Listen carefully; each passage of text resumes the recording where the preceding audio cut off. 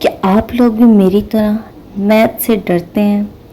तो आज के इस व्लॉग में मैं दिखाने जा रही हूँ आपको how to crack your math exam with this tips. So Khushi here, welcome back to my channel. So मैं सबसे पहले मैंने क्या किया, सुबह उठते मैंने 10 साढ़े 10 बजे मैं पढ़ने बैठी थी। तो मैंने सेशन वाइज अपने शेड्यूल को कास्ट कर लिया। सबसे पहले यहाँ पे मैं अपना टाइम टेबल लिख रही थी, टू डू लिस्ट लिख रही थी, जो मुझे काम आज करने थे।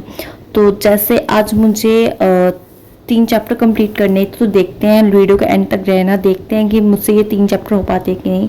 तो रियल नंबर, पॉलिनोमियल्स और pair of linear equation 2 variable था आज का मेरे टास्क। तो एग्ज़ाम मेरे 10 दिन बाद हैं, अभी 20 से एग्ज़ाम है मेरे।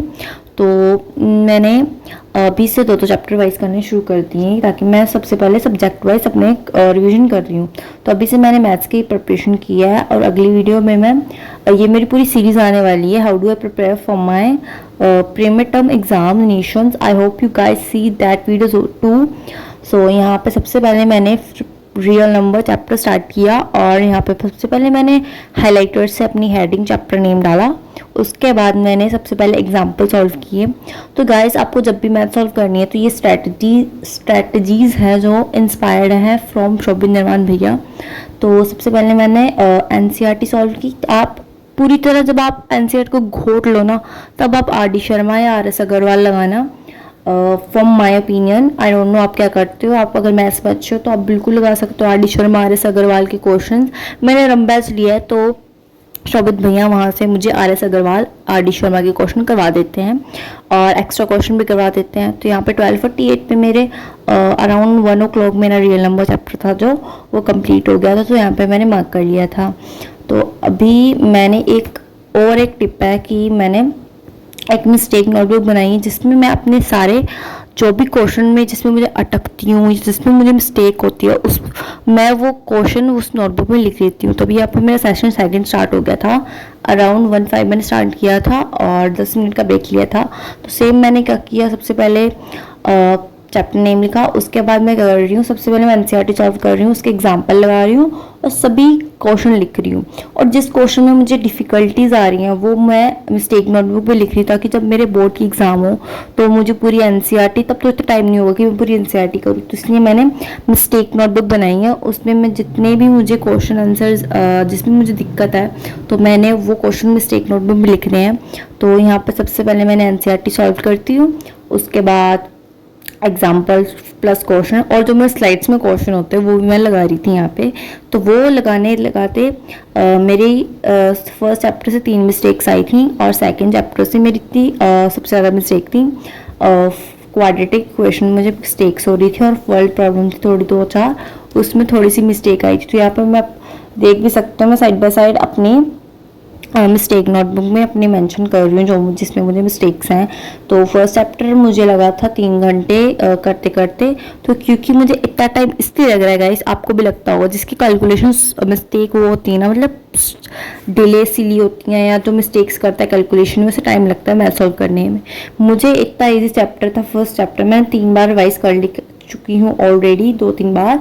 तो यहाँ पे मैं फिर से एक बार रिवाइज कर रही हूँ। अब मुझे देखना मिड टर्म में मुझे बहुत ईजिली मुझे इतना हेडेक नहीं होगा इसे सॉल्व करने का। तो मैंने अभी रिवीजन कर लिया। तो अभी मुझे फर्स्ट चैप्टर लगा था 3 घंटे सॉल्व करने में, और ये चैप्टर मैंने 2 घंटे का टाइमर लगाया था अपने पीसी पे। तो वो अभी मुझे देखना भी 1 घंटे से भी 2 घंटे से भी ज़्यादा टाइम लग जाता है इसमें करने में। आई थिंक 2.5 आवर मुझे लग जाते हैं मैथ सॉल्व करने में एक चैप्टर को। तो अभी से अगर मैं कंसिस्टेंट रहूँगी तो मेरी कैलकुलेशन स्पीड भी इंक्रीज हो जाएगी, मुझे टाइम नहीं लगेगा। तो यहाँ पे मैं अपनी मैथ सॉल्व कर रही थी, और जो भी मेरी मिस्टेक थी वो मिस्टेक नोटबुक में लिख रही थी। आप गाइस बताना, आपको मैथ इजी लगती है या नहीं? मुझे तो भाई मीडियम लगता है, मेरा फेवरेट सब्जेक्ट हो गया maths. I know I make lot of mistakes, but still I love solving maths a lot a lot a lot. It has been my favourite. So मैं भी रम बैच में हूँ, तो यहाँ पे मुझे इजी लगा सब कुछ। ये एनसीईआरटी मुझे इतनी हलवा लग रही है ना, पूछो मत।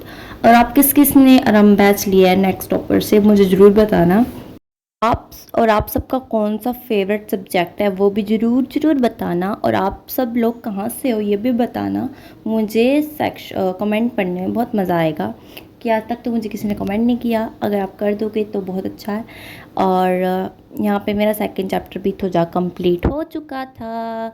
मैं बहुत खुश थी ये करके, मुझे बहुत सेटिस्फेक्शन मिल रही थी। अगर आप टू डू लिस्ट बना लोगे ना, टिक लगाते रहोगे, तो आपको सेटिस्फेक्शन होगी कि आज के मेरे गोल क्लियर हो रहे हैं। तो 5:30 बजे मैंने थर्ड चैप्टर सॉल्व नहीं किया, तो 5:30 बजे मेरी क्लास थी साइंस की, वो मैंने ली। तो यहाँ पे मेरा अभी अपडेट हो रहा था, नेक्स्ट टॉपर का अपडेट आ चुका था 4.0, तो वो अपडेट कर रही थी मैं।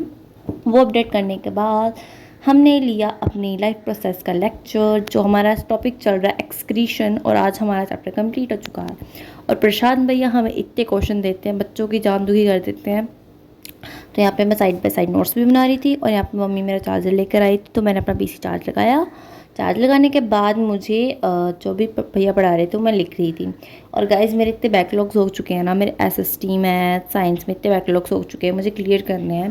तो अभी जब समर वेकेशन पड़ेगी तो मैं वो करूँगी। और हाँ, आपके जितने बैकलॉग हो जाते हैं ना, तो आप पता क्या क्या करो, जो भी है ना उस पर फोकस करो। जो पिछला निकल गया ना, उसको आप कोई भी हॉलीडे हो ना आपकी, तब क्लियर कर लेना, क्योंकि आप नई चीज़ें सीखते हो ना हर लेक्चर में। तो मैं भी यही सेम ट्रिक यूज़ करती हूँ, तो आप भी ज़रूर यूज़ करना, आपके सारे बैकलॉग्स क्लियर हो जाएंगे। तो गाइस जो मेरा थर्ड चैप्टर था लीनियर इक्वेशन, वो रह गया है, तो अब मैं उसे बाद में सॉल्व कर लूँगी।